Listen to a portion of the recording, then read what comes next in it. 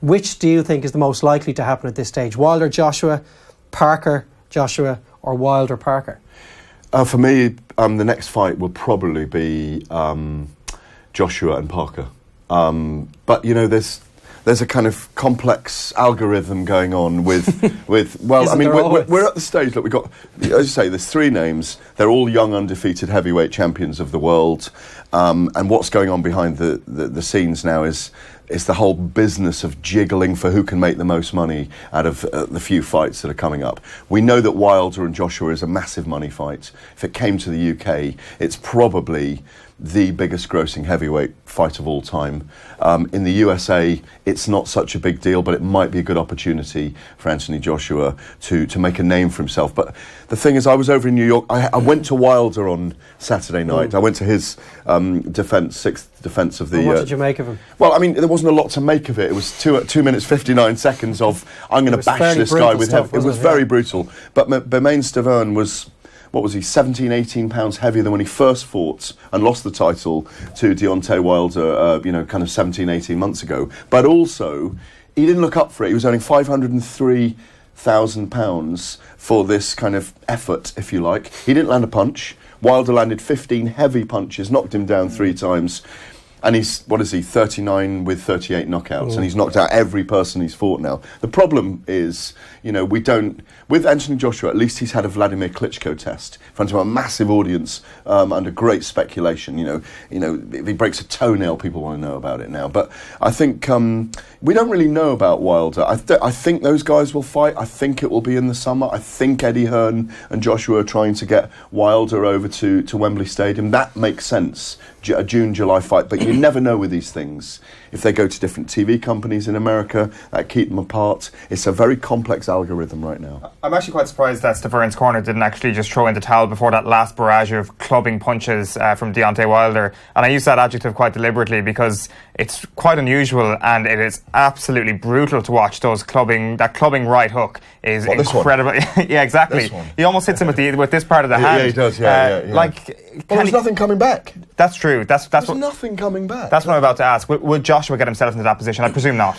I don't think so. I mean, what I will say about Wilder is he's very nimble, he's very fast on his feet, he's a great mover, but we just don't know what his chin's like. We also know that Anthony Joshua's gone down in sparring as well to heavy shots. So, look, it's all to play for. I mean, Larry Holmes I spoke to a couple of weeks ago, and he was saying, look, in our time, if you want to be the champion, go out there and just face the guys you want to face. The problem is they all think about the commerciality of themselves now, the financial benefits. And, I do... Even though Eddie Hearn and Anthony Joshua say they want to fight everyone, they will want to protect this unbeaten record because he's crossed over right now into a different realm. And whatever you say, the casual fans, the fans that come to big events... The ones that don't really follow fight sports per se come because this guy's unbeaten and he's got 20 stoppages and in a way you kind of almost need to keep that going, even though we know within sport you do lose.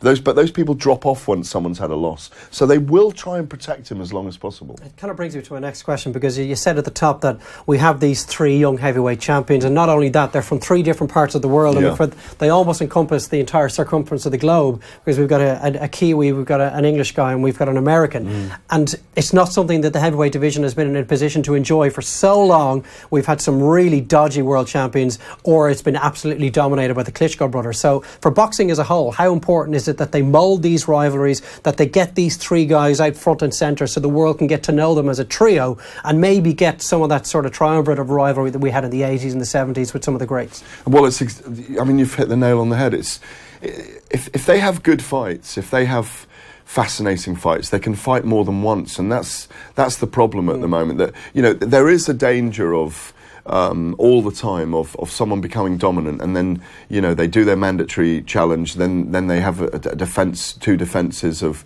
voluntary defences. What needs to happen, in my view, is to stop it becoming a farce again, to stop it becoming a slumbering division, which it was under Vladimir Klitschko.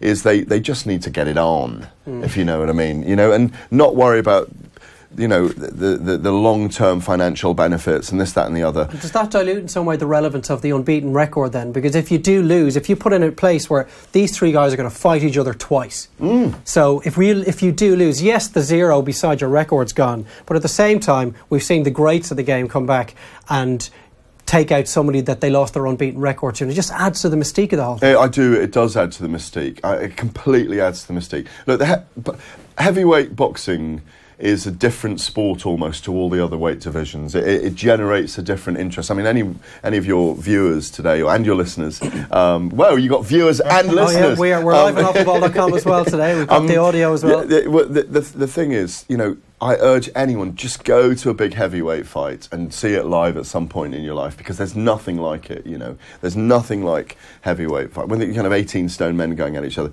The heavyweight division will become a farce if these guys don't face each other by 2019. It's as simple as that. 2018 is a very, very important year for boxing. It's unthinkable, though, isn't it? That could no, happen? but it isn't. I mean, but I know you think it's unthinkable, genuinely but possible? Of course. I mean, it'll just become an absolute joke then. Well, I think, look, Parker will be looking for a big payday.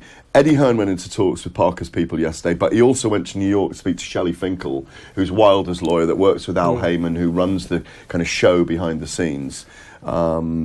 But, you know, the likelihood is that, I mean, we haven't talked about Tyson Fury yet either, and, you know, the likelihood is that hopefully, from what we're seeing, he could be in the mix by the end of next year if he can get his weight down and get fit again. He's a very important figure for me in all of this, because they'll all want to fight him as well, and he'll want to fight all of them. And I think, technically, he's the best boxer in the world at heavyweight.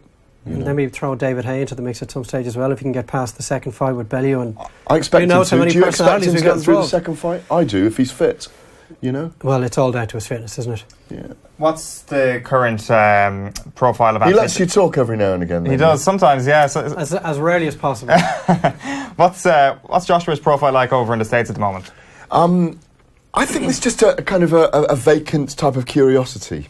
I remember being at a press conference earlier in the year for he and Vladimir Klitschko in the atrium of Madison Square Garden, and the American media were eating out of his hands. I mean, they were lapping up his every word. I mean, he's a lovable man mountain, basically. You know, he's if Paul O'Connell was a boxer, he's that kind of size, you know. But do you know what I mean? But you know, O'Connell's a gentleman as well. It's very hard not to like. It's very hard not to. He's this beast on the field. You know, and Joshua's the same. He's you know, he really goes for it in the ring, yet off it, you know, he'll even lean in and go, "What do you think, Big G?" You know, and he's got this charisma about him. He's already developed this charisma. You know, people handing their babies down to him to hold. No, but those are Ali. Those are kind of iconoclastic Ali things that people want their people to touch him. There's something about him. I mean, the American media really loved him, but I think he needs to go over and do the chat shows and resonate in America and probably get one or two spectacular knockouts over there. I mean, the Wilder fight over there would be very big. I mean, having been in the Barclays Center in Brooklyn on Saturday night, yes, he's got a following, but you know, they say that there were 10,500 in there, but maybe only 6 or 7 were sold, and it was papered in some ways. That, you know, they sold out the arena with very cheap seats, and the staff were there. It doesn't surprise me, but you know, on the other hand, over here, Joshua's selling out stadiums 70, 80, 90,000 because it's an event, and Wilder doesn't have that resonance. If he had a Mike Tyson-like resonance over Wilder there, needs Joshua more than. Oh, absolutely. Joshua's the A side in all of these things. I mean, Joshua is definitely the linchpin to them all making money. They all want to fight him. And he's vulnerable, of course, because he is still defensively weak. Yeah. You know, he showed that against and that's the Carlos case Takam. That's what the point that Joseph Parker and his camp are making as well.